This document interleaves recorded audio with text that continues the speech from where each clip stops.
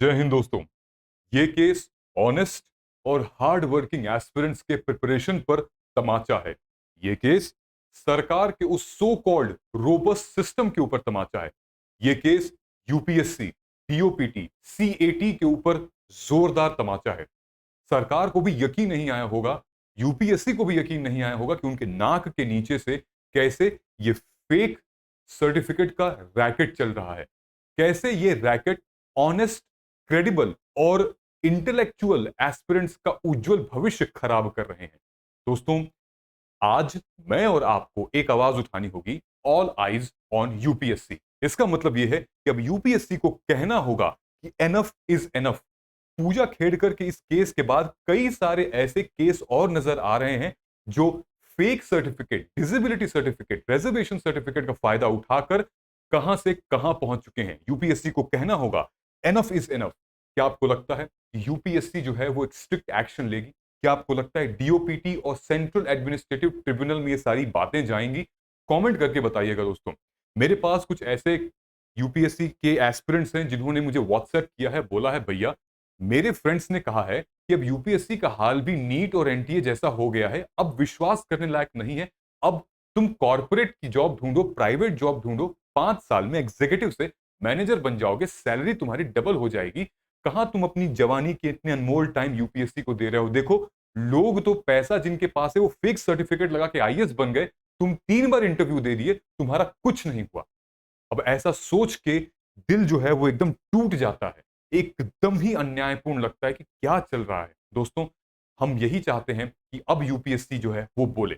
इस पूरे वीडियो को एंड तक देखिएगा। देखने से पहले आप मेरे इंस्टाग्राम और ट्विटर यानी एक्स के प्रोफाइल को जरूर फॉलो और सब्सक्राइब कर लीजिएगा, क्योंकि यहां पर भी हम काफी सारी चीजें शेयर करते हैं यूपीएससी से रिलेटेड। इस वीडियो में बात होगी यूपीएससी और लबास्ता ने एक एक्शन लिया है, एक स्ट्रिक्ट एक्शन लिया है अगेंस्ट ये सारी की सारी चीजें। अब वो क्या एक्शन है उसके बारे में हम जानेंगे। और भी केसेस क्या हैं पूजा खेड़कर से रिलेटेड, और भी केसेस सामने आ रहे हैं, वो केसेस क्या हैं, उनका क्या तरीका है वो बताएंगे। हम ये भी बताएंगे कि अकाउंट कौन कौन अपना प्राइवेट कर लिया है जो पहले पब्लिक था, वो भी बताएंगे। और पैटर्न क्या था, ये जितने भी फ्रॉड्स हुए हैं पूजा खेड़कर से रिलेटेड, तो और भी लोग जो हैं वो क्या पैटर्न फॉलो कर रहे हैं, मैंने जो है वो रिसर्च किया है और 3 टाइप के पैटर्न फाउंड किए हैं, वो आपको बताऊंगा। कौन कौन से स्टेक होल्डर इसमें इन्वॉल्व हैं और इनकी क्या जिम्मेदारी है, वो इस वीडियो में आपको बताऊंगा, तो एंड तक देखना है। और ये सवाल हैं जो मैंने अपनी कम्युनिटी पोस्ट में भी किया हुआ था, इसको भी आप वीडियो को पॉज करके इन सवालों को आप पढ़िए, आखिर क्या सवाल हैं ये, और आप भी अपना सवाल ऐड कर सकते हैं यूपीएससी से। दोस्तों, बहुत सारे ऐसे बच्चे हैं जो कि उनको सही दिशा, सही गाइडेंस नहीं मिल पाती है। वो चाहे first attempt, second attempt, third attempt या लास्ट अटेम्प्ट हो, उनको नहीं पता है क्या गलती हो गई है। मुझे पता है, क्योंकि मैंने कई सारे ऐसे बच्चों को गाइड किया है और कर रहा हूं, उनको एक मार्गदर्शन दे रहा हूं। ये सारे बच्चे पहले से अब बहुत ज्यादा सेटिस्फाइड हो चुके हैं, पहले से बहुत ज्यादा कॉन्फिडेंट हो चुके हैं, क्योंकि ये सारे वैसे बच्चे हैं जो पहला अटेम्प्ट, दूसरा, तीसरा अटेम्प्ट नहीं क्लियर कर पाए हैं। अब ये काफी कॉन्फिडेंट हो गए हैं। इनको पता है पीवाईक्यू एनालिसिस कैसे करनी है, इनको पता है कैसे हमें सिलेबस की एनालिसिस करनी है, पेपर को कैसे अप्रोच करना है, किस तरीके से हम पढ़ाई करें कि हमें मैक्सिमम आउटपुट मिले अपने उस लिमिटेड टाइम में। बहुत सी ऐसी महिलाएं हैं जो कि घर में बैठ के तैयारी करती हैं, वो नहीं कर पाती हैं। बहुत से ऐसे बच्चे हैं जो कि फर्स्ट, सेकंड, थर्ड बड़े बड़े कोचिंग इंस्टीट्यूट्स में जाके पढ़ रहे हैं, लेकिन वो क्लैरिटी नहीं आ पा रही है। इसी क्लैरिटी, कंफ्यूजन को क्लैरिटी में बदलने के लिए हम मार्गदर्शन का ये पर्सनल गाइडेंस प्रोग्राम ला चुके हैं। नीचे कमेंट सेक्शन में गूगल फॉर्म है, वहां जाइए और आपको वहां पे फिल करना है फॉर्म। व्हाट्सएप नंबर है, व्हाट्सएप नंबर पे आप कॉल करिए। और सबसे इंपॉर्टेंट चीज तो हम ये बात करते हैं कि कैसे आप एथिकल बने, कि ये सब फर्जी चीज आप न ध्यान दें उन पर। लॉजिकल, इंटेलेक्चुअल बातें होती हैं। मैं सिर्फ और सिर्फ 0.02% बच्चों पर फोकस नहीं करता हूं, मैं 99.8% बच्चों पर फोकस करता हूं जो कि और भी ज्यादा काबिल हैं और जायज तरीके से इस सिस्टम में जाएं और इस सिस्टम को सही से एक दिशा दें। चलिए, अब हम लोग शुरू करते हैं। सबसे पहले तो यूपीएससी का वो एक्शन मोड क्या है। दोस्तों, 12 जुलाई को यूपीएससी ने महाराष्ट्र स्टेट गवर्नमेंट को यह लिखा था कि पूजा खेड़कर से संबंधित सारी इंफॉर्मेशन पर अब जांच की जाए। तो 12 जुलाई को महाराष्ट्र गवर्नमेंट ने एक एसआईटी यानी कि एक कमिटी बैठाई है सिंगल मेंबर बॉडी की, जो कि इनके पूरे के पूरे केस पर स्टडी करेगी और इन्वेस्टिगेट करेगी। अच्छा, 16 तारीख को एक और भी लबासना ने बहुत बड़ा स्टेप ले लिया है और हम लोग बहुत प्रशंसा करते हैं यूपीएससी की भी और लबासना की भी। लबासना ने इनको बोला है कि आप चुपचाप आप एकेडमी वापस आ जाइए। 23 तारीख से पहले अगर आप नहीं आएंगी तो बहुत बुरा होगा। 23 तारीख आपके लिए आखिरी डेट है, आप आ जाइए। आपकी जो ट्रेनिंग है, जो महाराष्ट्र में ट्रेनिंग चल रही है, वो होल्ड की जाती है। और लबासना के जो चीफ सेक्रेटरी साहब हैं, उन्होंने पूरा प्रॉपर पत्र लिखा है नितिन साहब ने डॉक्टर पूजा मनोरमा दिलीपराव खेड़कर को, और ये स्ट्रिक्ट एक्शन लेते हुए समझ में आया हुआ है। ये rarest of the rare case है दोस्तों, मैं आपको बता रहा हूं।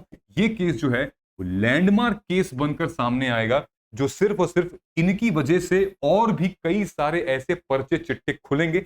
आप लिख के ले लीजिएगा, मैं बोल रहा हूं, this case will be the landmark case in the history of UPSC and that's going to be on a positive direction और काफी कुछ सुधर जाएगा। अब हम लोग बात करते हैं कुछ केसेस की, जैसे कि हमने ट्विटर पे काफी, मैं एक्टिव हूं, तो हमने ये देखा कि ऐसे ऐसे एस्पिरेंट हैं जिन्होंने यूपीएससी क्वालिफाई तो कर लिया है 458वीं रैंक पे, लेकिन उनका जो सर्टिफिकेट था वो है ओबीसी, लेकिन वो लगाया है सर्टिफिकेट शेड्यूल कास्ट का। ओबीसी है, शेड्यूल कास्ट का सर्टिफिकेट लगाया है। ऐसे कैंडिडेट हैं जिन्होंने यूपीएससी में आईपीएस रैंक ले आए हैं, लेकिन वापस जाके 2022 में ईडब्ल्यूएस कैटेगरी के साथ रैंक सुधार की है और फेक ईडब्ल्यूएस सर्टिफिकेट लगाया हुआ है। सोचिए, जॉब के साथ साथ इन्होंने किया हुआ है। और क्या, एक बहुत ही पॉपुलर कैंडिडेट है जो कि 2018 से ही सर्विस में है। सोचिए, इनकी सैलरी वगैरह मिलती होगी ट्रेनिंग में भी। 2018 से सर्विस में है और 2021 में जब इन्होंने एग्जाम क्रैक किया तो भी ये ईडब्ल्यूएस सर्टिफिकेट लगाए हैं अपना। अच्छा, एक और हैं जो कि 2018 में आईपीएस बने थे जब ईडब्ल्यूएस नहीं आया था। 2019 में जब ईडब्ल्यूएस आया तो यही आईपीएस जो हैं वो 2022 में आईएएस बन गए। इन्होंने भी फेक सर्टिफिकेट लगाया। मैंने इनका चेहरा और नाम छुपा दिया है, लेकिन ऐसे काफी केसेस आ रहे हैं दोस्तों। ऐसे ही केसेस में साफ साफ पता चल जाता है, मैंने ट्विटर पे लिखा हुआ था, ये लोग जो है वो अपना अकाउंट प्राइवेट कर दे रहे हैं। दिस अकाउंट इज प्राइवेट, मतलब जिनके मन में चोर होता है वो अपनी सफाई सबसे पहले देता है और सबूत सबसे पहले मिटाता है। कई सारे सिविल सर्वेंट जो हैं वो अपना डिसेबिलिटी, फेक डिसेबिलिटी और रिजर्वेशन जो है वो छुपाने के लिए अपना इंस्टाग्राम अकाउंट को प्राइवेट कर दिए हैं, फेसबुक अकाउंट प्राइवेट कर दिए हैं, ट्विटर को भी प्राइवेट कर दिए हैं। इससे साफ साफ क्या जाहिर होता है दोस्तों? साथ ही में मैं आपको बताता हूं तीन टाइप क्या है। अब ध्यान से सुनिएगा इन तीनों टाइप्स को। नंबर वन, मैं आपको इसलिए बता रहा हूं ताकि हम अवेयर रह सकें और हम सही, न्याय संगत, लेजिटिमेट तरीके से हम जाएं और भाई हम एग्जाम को फोड़ कर आए। टाइप वन, लोग फेक डिसेबिलिटी सर्टिफिकेट लगा रहे हैं। सोचो, मैं फिट हूं फिर भी पेपर पे मैं अनफिट हूं, पेपर पे मैं मेंटली इल हूं, पेपर पे मैं मतलब लिमिटेड विजन है मेरा। लोग फेक सर्टिफिकेट लगा रहे हैं डिसेबिलिटी का, मेडिकली फिट हैं लेकिन पर्सन विद बेंचमार्क डिसेबिलिटी लगाया हुआ है। जो बंदा पर्सन विद बेंचमार्क डिसेबिलिटी एक कैटेगरी में आता है वो 2 और 3 में लगाया हुआ है, और कोई तो मेडिकली फिट है तो वो बेंचमार्क डिसेबिलिटी 3 लगाया हुआ है। इसका फायदा क्या है? देखिए, मेडिकली फिट, मान लीजिए कि आप जनरल कैंडिडेट के, आप मेडिकली फिट हैं तो आपकी कट ऑफ जाएगी 75.41, लेकिन वहीं पर आप डिसेबल हो जाते हैं तो कट ऑफ 40, 47, 40, 33 कट ऑफ जाती है। सोचिए, ये 5 का है। तो लोगों के मन में अगर चोर होता है तो ऐसे ही आता है। ये तो प्रीलिम्स का है। मेंस में आप जाएंगे तो जनरल में 953 कट ऑफ थी, वहीं पे पीडब्ल्यू कैटेगरी 5589 है। ये होता है, लोगों का ऐसे सिलेक्शन हो जाता है। अब हम आते हैं टाइप 2 में। टाइप 2 फेक कास्ट रिजर्वेशन, अपनी जाति ही बदल दे रहे हैं लोग ऑन पेपर। मतलब हकीकत में जाति कुछ और है, पेपर पे जाति कुछ और है, रिजर्वेशन के चलते। ओबीसी हैं, एससी करवा लिया, ओबीसी हैं, एसटी करवा लिया, जनरल हैं, ओबीसी करवा लिया। मतलब अजब गजब धांधली चल रही है। सो देखिए, जनरल कैटेगरी का जो कट ऑफ 74.41 है, वहीं एससी का 59 है, एसटी का 47 है, ओबीसी का 74। मेंस में फाइनल में वही डिफरेंस दिखता है। कट ऑफ मीट करने के लिए लोग अपने अस्तित्व के साथ खिलवाड़ कर रहे हैं, लोग जिंदगियों के साथ खिलवाड़ कर रहे हैं दूसरों की। अच्छा, फेक इनकम सर्टिफिकेट लोग लगा रहे हैं, इसका इशू काफी सामने काफी ज्यादा आया है। मतलब कि दो चीजें होती हैं, एक ईडब्ल्यूएस में क्या होता है कि आपकी इनकम और आपकी परिवार की इनकम इकट्ठा कैलकुलेट होती है 8 लाख और उससे ज्यादा, ठीक है, सालाना। ओबीसी में क्या होता है, सिर्फ और सिर्फ आपके पेरेंट्स की इनकम काउंट होती है और किसी किसी केस में इनकम नहीं, क्लास 1 क्लास 2 ऑफिसर देखा जाता है, ठीक है। आपका कुछ नहीं होता उसमें ओबीसी में। लेकिन इसको भी फ्रॉड कर दिया गया है भैया कि हम जनरल कैटेगरी हैं तो ईडब्ल्यूएस दिखा दो, हम क्रीमी लेयर में हैं तो नॉन क्रीमी लेयर दिखा दो। मतलब कि मैं बता रहा हूं कुछ ऐसे बंदे भी हैं प्राइवेट में भी जो लोग कहते हैं कि सैलरी सर हमारे अकाउंट में मत डालिए, सैलरी डालिए हमारी मेड के अकाउंट में, सैलरी डालिए हमारे फूफा के अकाउंट में, सैलरी डालिए हमारी मौसी के अकाउंट में, वहां सैलरी डालिए, हमारे अकाउंट में सैलरी मत डालिए क्योंकि हम तो ईडब्ल्यूएस का बेनिफिट लेंगे। सबसे फ्रॉड साबित हुआ है ईडब्ल्यूएस का जो रिजर्वेशन है, जितना उसका यूज नहीं है उससे ज्यादा लोग उसका मिसयूज कर रहे हैं। ये देखिए, जनरल से ईडब्ल्यूएस बन गए तो आप तुरंत 68 पर आ जाएंगे 74 से, और आपका कट ऑफ जो है वो 953 से 924 हो जाएगा, 23 हो जाएगा फाइनल में। ये धांधली चल रही है। अब स्टेक होल्डर्स की बात करते हैं दोस्तों। सबसे पहले इस पूरे प्रकरण में जो स्टेक होल्डर आते हैं वो है एस्पिरेंट्स। एस्पिरेंट्स मतलब आपको इन खबरों से बहुत ज्यादा तिल मिलाने की जरूरत नहीं है। यूपीएससी एज अ बॉडी कल भी थी, आज भी है और कल भी रहेगी। यूपीएससी बल्कि और अच्छा हो जाएगी। आपको खुश होना चाहिए इस सिचुएशन में ये बातें खुलकर सामने आई हैं।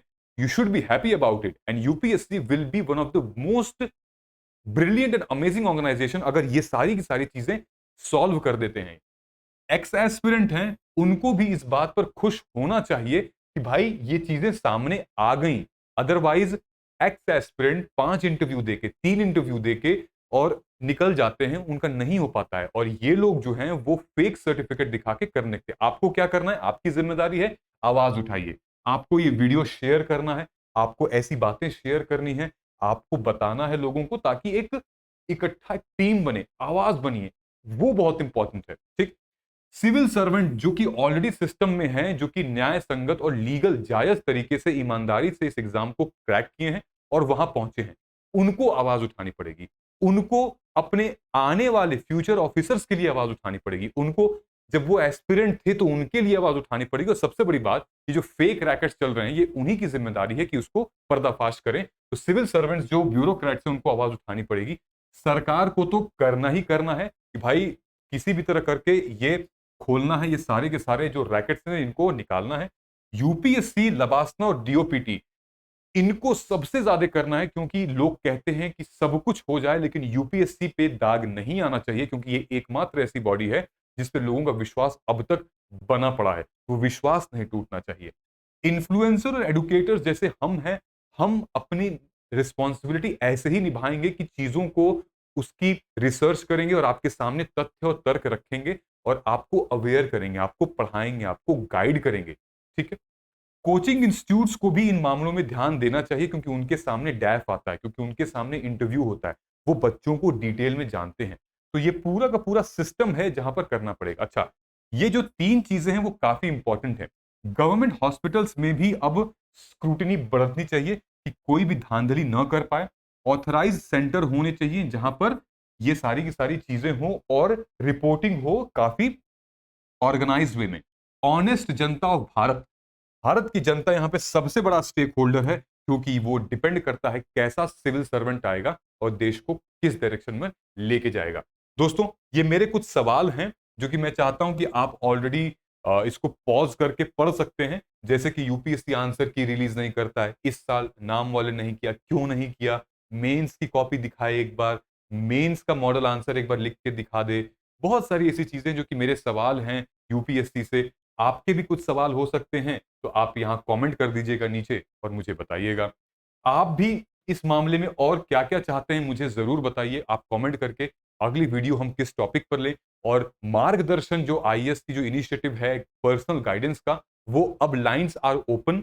आप नीचे कमेंट सेक्शन में गूगल फॉर्म भरिए, आप नीचे कमेंट सेक्शन में व्हाट्सएप नंबर है, वहां जाइए और शुरू करिए। दोस्तों, बहुत बहुत शुक्रिया आपको इस वीडियो देखने के लिए। Thank you so much. मिलते हैं अगले वीडियो में, तब तक नमस्कार, जय हिंद और जय भारत।